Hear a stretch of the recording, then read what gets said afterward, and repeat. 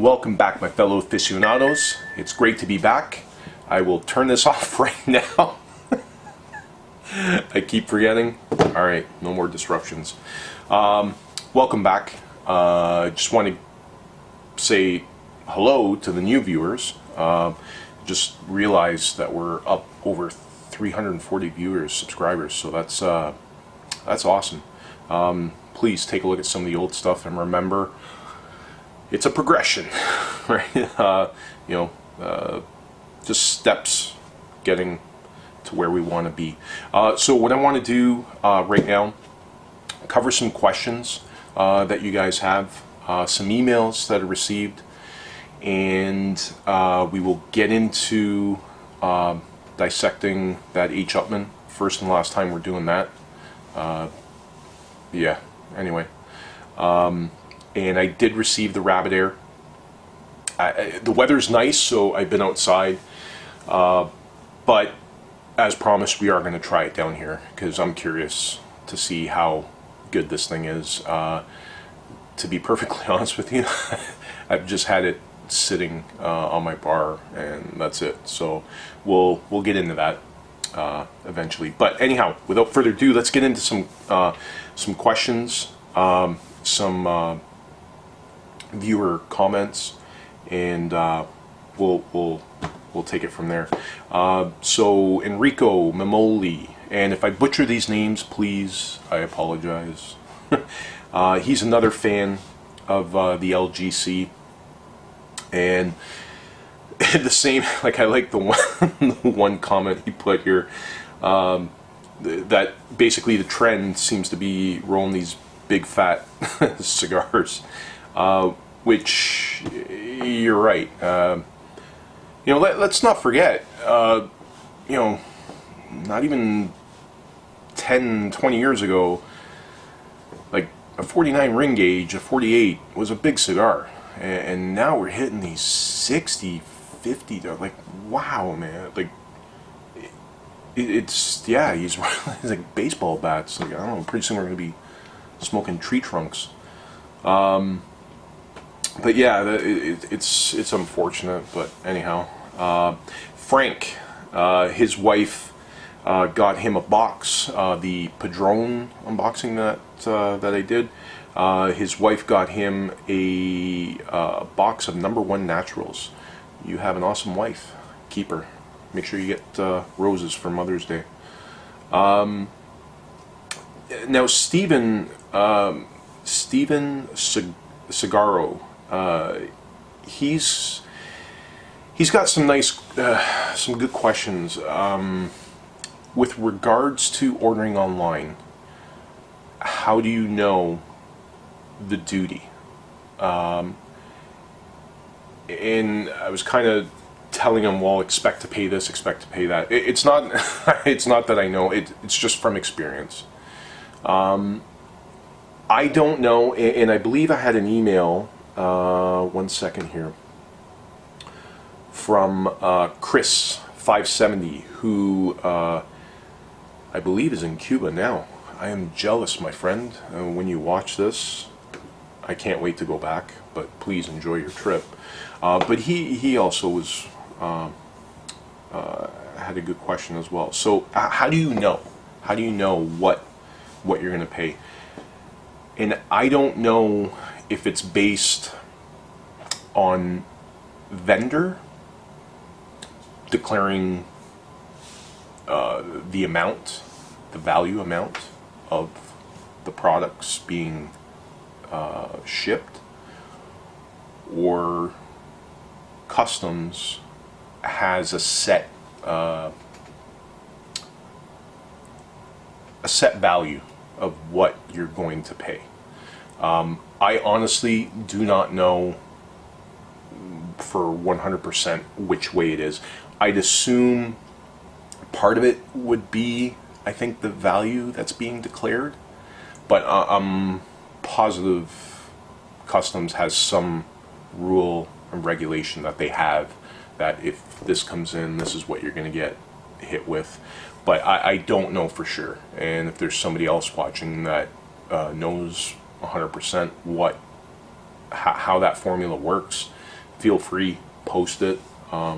You'd help these guys out a lot. Then there's Luis Reyes with the again with the LGC. Loves those smokes. Very delicious smoke, sweet caramel nuts. Have a box from 2016, and they are smoking great. That is awesome to hear. That is awesome. And again, if I do miss some of you guys, I'll try to get back to you. Another one is Demetrius Banks with regards to the Rafael Gonzalez, the 88s. Nice. I purchased a box a couple months ago, put them in the bottom of my cabinet. I'm going to try one by Christmas. Great idea. Let's see if you can not not touch them. That's the biggest problem, is always trying not to get your hands on them.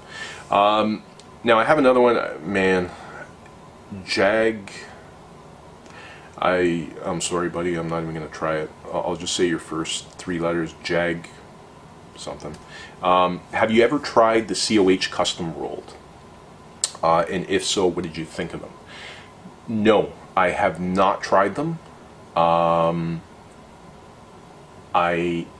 asked Ravi on my next order, because it seemed like you can only get boxes of the custom rolled. So I asked him on my next order if I could order, let's say, 2 or 3 different Vitolas, and we'll give them a try, and I'll give you an honest opinion whether they're worth it or not. But yeah, we'll definitely give that a go. Frank G. Padron is the definition of pride in cigars. Absolutely bang on. Yes, he is. But I will throw the comment that I replied to him. Alejandro Robaña, that guy, God bless his soul. Wow, he was another one. Very, very passionate, very good at what he does. There are quite a few that it's their life passion. Now, Uniform 1313. We got on the discussion. I made a comment where I stayed away from the Maduro for the natural, and he has a good point where strength shouldn't matter. From Maduro to natural, the wrapper more for flavor notes, and I will argue that in a minute. Naturals are the best in my eyes. Maduros are a new fad that I wish would die off in a bit, especially considering 75% of the Maduros are being painted, and he's right on that point where I think I explained in a previous video where I was golfing and I had them in my front pocket, and just from the heat and the sweat, it just bled and stained my whole shirt. Just because it's eye candy, right? And that's the thing with consumers, and that's where you complain about a blemish. It's an organic product. When you get it where it's picture perfect eye candy, and it's fabricated, and it's not. I don't care for that. Like I really don't. But we'll get onto that. Then we got on the topic with because I was saying the Maduro, the 80th anniversary, knocked my ass, and he agreed the same thing. So now we're getting to the blend part. So the Maduro, I understand. Like, yes, I do like the sweetness from the Maduro, and what we're going to talk about with this flavor from the wrapper that a lot of people, and I'm just gonna argue it because I refuse to believe that a single wrapper, when you have a bunch with the binder and filler, that's gonna dictate what you're tasting. Maybe to a certain degree, I get like maybe a little of something.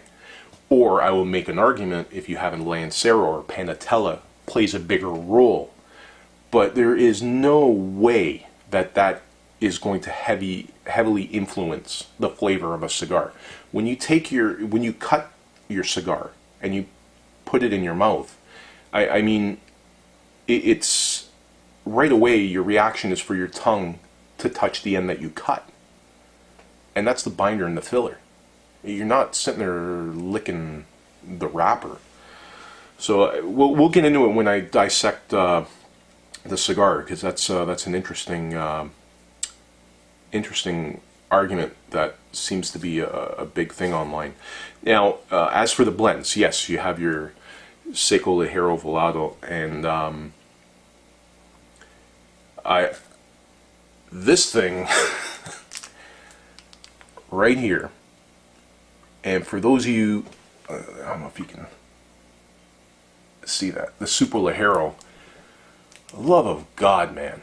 Like, whoever smoked, you guys are nuts. You guys are, I mean, I got through, I'm going to give myself a little credit. I want to say the first third, maybe the start of the second third. And I had to put this thing down. Like, this was insane. And it's a Super Ligero, which we're getting back to the blend. It's all Ligero. So, after this experience, I made a great investment.